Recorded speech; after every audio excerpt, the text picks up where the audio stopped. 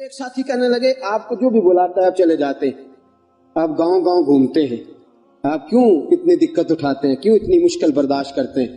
میں نے کہا یار دل میرا بھی کرتا ہے اپنی مسجد میں بیٹھا رہوں, میرے پاس بڑے دوست آ جاتے ہیں جمعے میں, میرا دل کرتا ہے میں بیٹھا رہوں, لیکن خدا کی قسم جب نبی پاک کا طائف میں پتھر کھانا نظر آتا ہے نا, جب رسول پاک علیہ السلام کا کانٹوں پہ چلنا دکھائی دیتا ہے, جب میرے نبی پاک علیہ السلام کا مار کھا کھا کے گھر گھر جا کے عکاظ کی منڈیوں میں تبلیغ کرنا نظر آتا ہے تو حجرہ چھوٹ جاتا ہے, پھر مسجد سے نکالتی ہے یہ چیز, پھر گلی گلی گھومنے کو جی چاہتا ہے. دوستو آج میں تبلیغ کرنے جاتا ہوں تو لوگ پھولوں کی پتیاں برساتے, میں تبلیغ کرنے جاتا ہوں تو لوگ اسٹیج بچھاتے, میں تبلیغ کرنے جاتا ہوں تو لوگ اعلیٰ کھانا پکاتے, اے سی والی گاڑی میں بیٹھ کے میں نکلتا ہوں, پھر بھی میں آ کے کہتا ہوں لوگ بات نہیں مانتے, لوگ توجہ نہیں دیتے, لوگ غور نہیں کرتے. آؤ میں تمہیں مکہ مکرمہ کی ایک منڈی میں لے جاؤں. مکہ میں ایک عکاظ کی منڈی لگتی تھی. حضرت سعد بن عبادہ فرماتے ہیں میں اس منڈی میں موجود تھا. کالی زلفوں والے محبوب کے وجود پہ پھٹا ہوا لباس تھا, رسول پاک علیہ السلام کا لباس پھٹا ہوا تھا, ہونٹ مبارک خشک تھے, داڑھی میں گرد و غبار تھی. عکاظ کی منڈی میں ایک ایک بندے کے پاس جا کے میرے مصطفیٰ کھڑے ہوتے تھے اور ایک ایک بندے کو بلا کے کہتے تھے کلمہ پڑھ لے اللہ تجھے فلاح دے دے گا, کلمہ پڑھ لے. آپ فرماتے ہیں میں نے پیچھے دیکھا ایک بابا, بوڑھا بابا, لمبی قمیض پہنی ہوئی ہے اور اس نے اپنی جھولی مٹی سے بھری ہوئی ہے. جب حضور تبلیغ کرتے تو وہ نبی پاک پہ مٹی ڈالتا اور کہتا اس کی بات نہ ماننا یہ مجنون ہے, اس کی بات نہ ماننا یہ معاذ اللہ جادوگر ہے, اس کی بات نہ ماننا یہ قاہر ہے, اس کی بات نہ ماننا یہ ساحر ہے, اس کی بات نہ ماننا یہ لوگوں کو گمراہ کرتا ہے.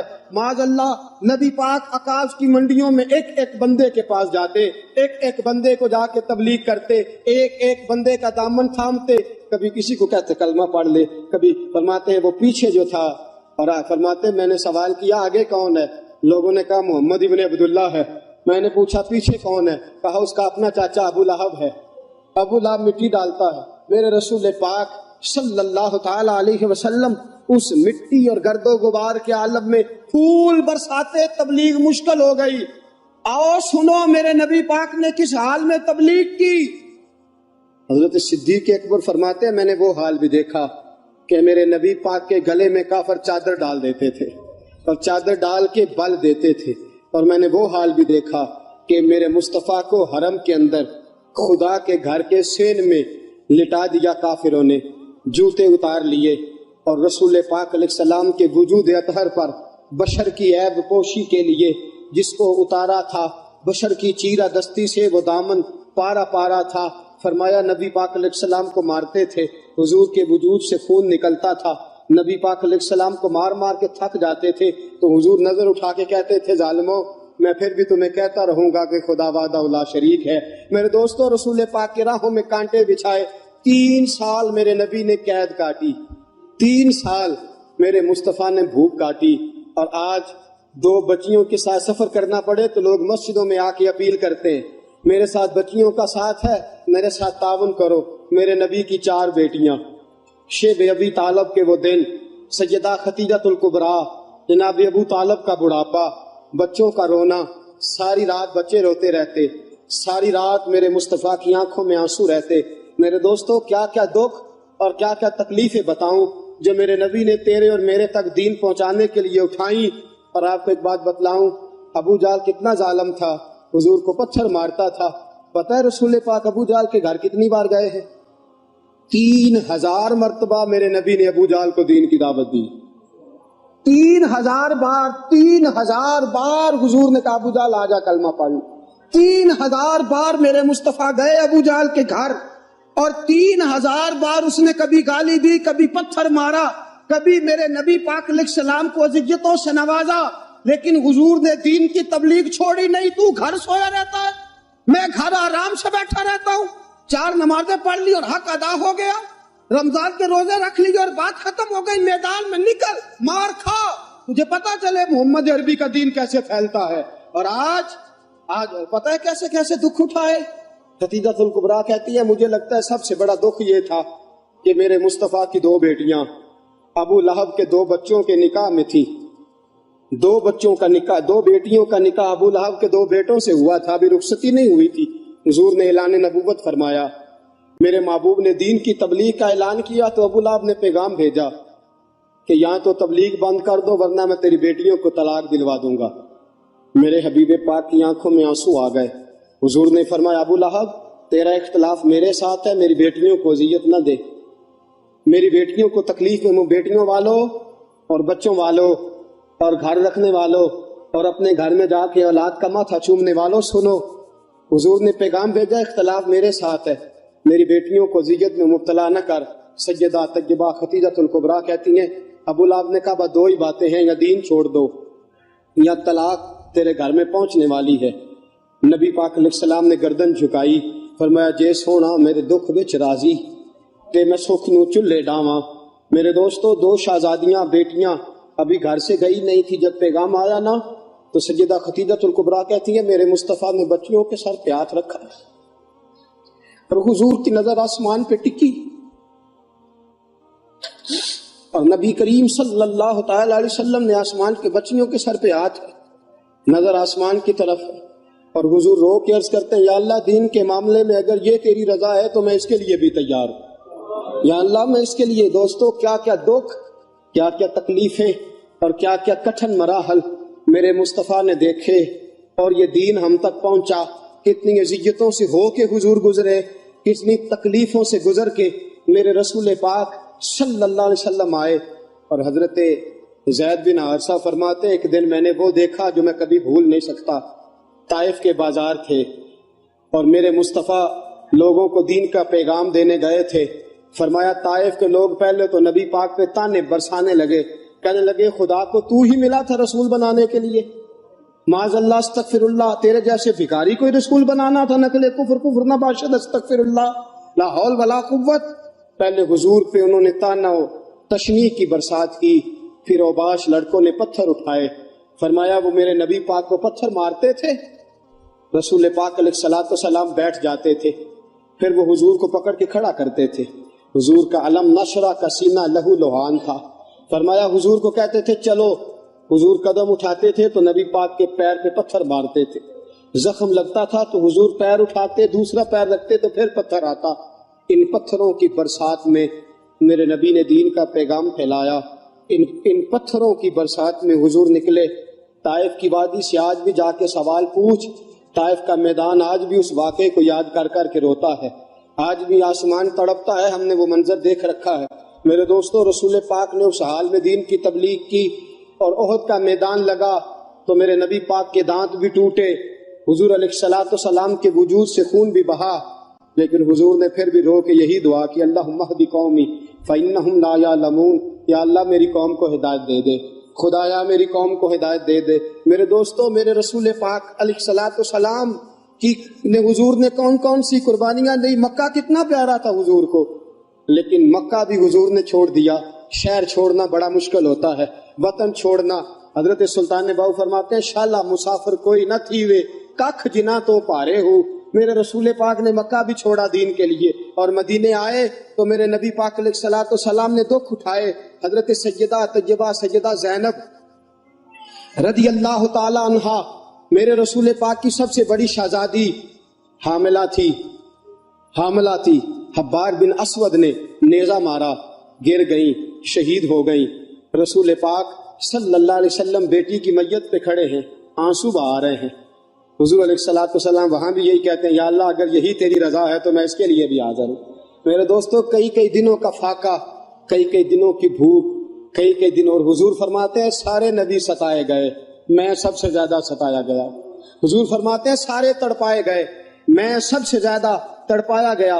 حضرت سلمان فارسی فرماتے ہیں نبی پاک کا چہرہ مبارک بھوک سے اترا ہوا تھا، نبی پاک علیہ السلام کو شدید بھوک لگی ہوئی تھی۔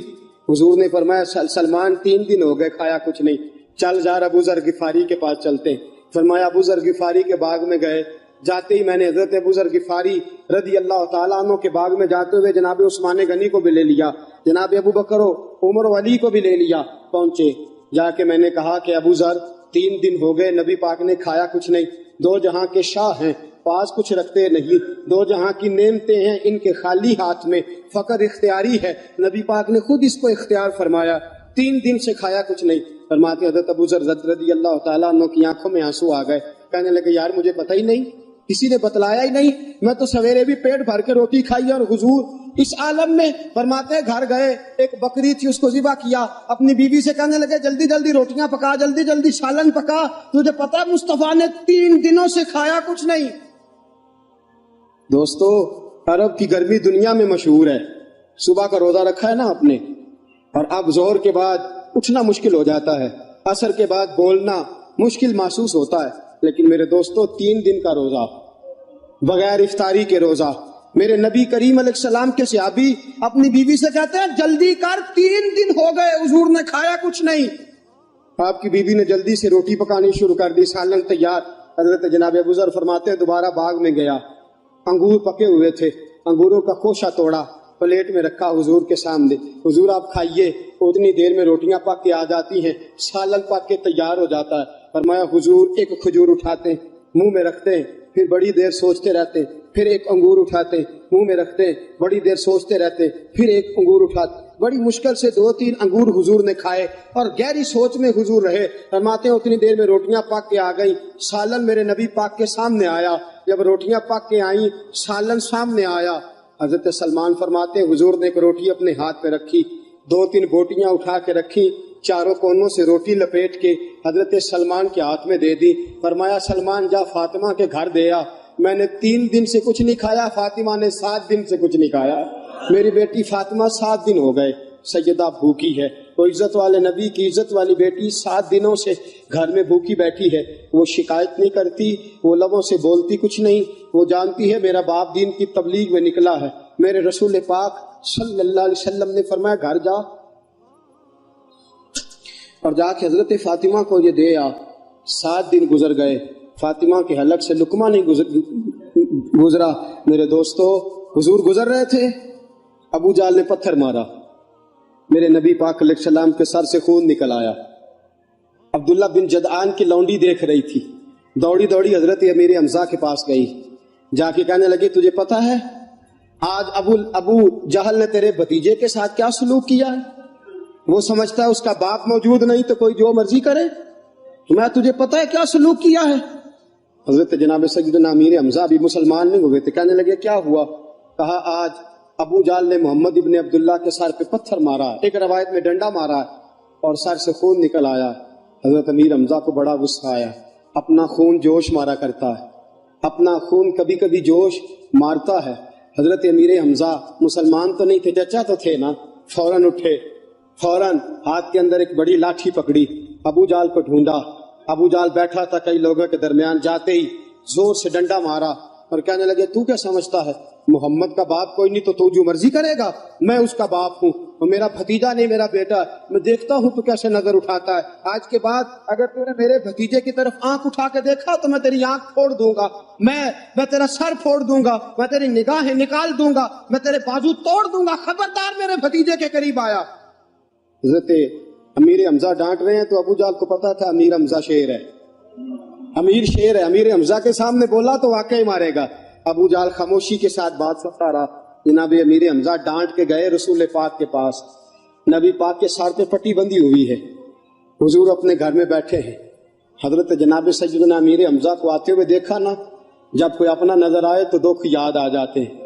سر پہ پٹی تھی، رسول پاک علیہ السلام یتیم تھے، حضور نے حضرت امیر حمزہ کو آتے دیکھا تو باپ کی یاد آئی، حضور تیزی سے اٹھے، حضرت امیر حمزہ نے گلے سے لگایا، بولے کچھ نہیں، میرے مصطفیٰ کی آنکھوں میں آنسو آ گئے۔ رسول پاک صلی اللہ علیہ وسلم رو پڑے، گویا حضور علیہ السلام کو اپنے والد کی یاد آئی۔ حضرت امیر حمزہ رضی اللہ تعالیٰ عنہ نے گلے سے لگایا، فرمایا بیٹا رونا نہیں ہے، اے میرے بھتیجے غم نہیں کرنا، میرا چاچا تیرا چاچا تیرے ساتھ ہے، کسی کی ضرورت ہے تجھے تیرا بال بھی بانکا کر جائے، کسی کی ضرورت ہے آنکھ اٹھا کے دیکھ جائے۔ جب یہ بات کی نا، اپنائیت کا جملہ بولا، نبی پاک کی آنکھوں میں پھر آنسو آ گئے، حضور پھر تڑپ کے روئے، پھر حضور کی آنکھیں بھر آئیں۔ حضرت امیر حمزہ کہنے لگے نا بس کر، اب خوش ہو جا، میں نے تیرا بدلہ لے لیا ہے، میں نے تیرا بدلہ لے لیا، راضی ہو جا۔ رسول پاک نے اپنے چچا کا ہاتھ پکڑا اور ہاتھ کو پکڑ کے نا اپنے سینے کے ساتھ لگایا۔ حضور نے فرمایا چچا میں راضی کوئی نہیں، آنکھوں میں آنسو، چاچا میں راضی کوئی نہیں، بھتیجے تو کیسے راضی ہوتا ہے؟ فرمایا چاچا میں تب راضی ہوں گا جب تو کلمہ پڑھ کے مسلمان ہو جائے گا. مجھے تو دین کی خدمت یاد ہے، مجھے تو پیغام دین یاد ہے، مجھے کچھ یاد نہیں. مجھے تو اتنا یاد ہے میں خدا کا پیغامبر ہوں. مجھے ہر موقع پہ اپنے دکھ بھول جاتے ہیں، مجھے دین کا درد یاد رہتا ہے. میرے دوستو، حضرت امیر حمزہ، آپ اس کو رشتہ داری کا جوش کہیے، نبی پاک کی محبت کا ہیجان کہیے. کہنے لگے اچھا تو کلمہ پڑھنے سے راضی ہوتا ہے؟ پڑھا کلمہ میں مسلمان ہو جاتا ہوں، پڑھا کلمہ میں بھی مسلمان ہو جاتا ہوں. میرے دوستو، ہر موقع پہ میرے نبی پاک کو دین یاد رہا.